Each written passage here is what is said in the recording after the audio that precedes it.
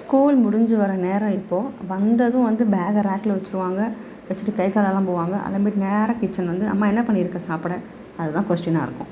இன்றைக்கி வந்து கொஞ்சம் இடியாப்பம் மாதிரி பண்ணி கொடுக்கலாம், கொஞ்சம் ஹெவியாக கொடுக்கலாம் அப்படின்ட்டு. ஏன்னா இன்றைக்கி வந்து சாம்பார் சாதம் மாதிரி கட்டி கொடுத்துருக்கேன் டிஃபனில் லஞ்சுக்கு. பட் கண்டிப்பாக சாம்பார் சாதம் வந்து ரொம்ப சாப்பிட மாட்டான். இந்த கலந்த சாதம் சாப்பிடுவானே தவிர சாம்பார் சாதம் ரொம்ப சாப்பிட மாட்டாங்க.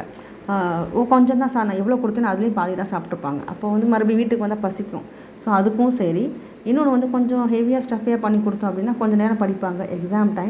எக்ஸாம் டைம்ங்கிறதுனால கொஞ்சம் கூட டைம் ஸ்பெண்ட் பண்ணி படிப்பாங்க, ஒர்க்ஸ் நிறையா இருக்குது அப்படின்னு சொல்லிட்டு. ஸோ அதனாலே கொஞ்சம் ஹெவியாக பண்ணி கொடுத்தோன்னா கொஞ்சம் நேரம் படிக்கட்டும், எனர்ஜி கிடைக்கும் அப்படின்னு சொல்லிட்டு எண்ணெயெல்லாம் கொஞ்சம் கட் பண்ணி வச்சுருக்கேன் எக்ஸாம் முடிகிற வரைக்கும்.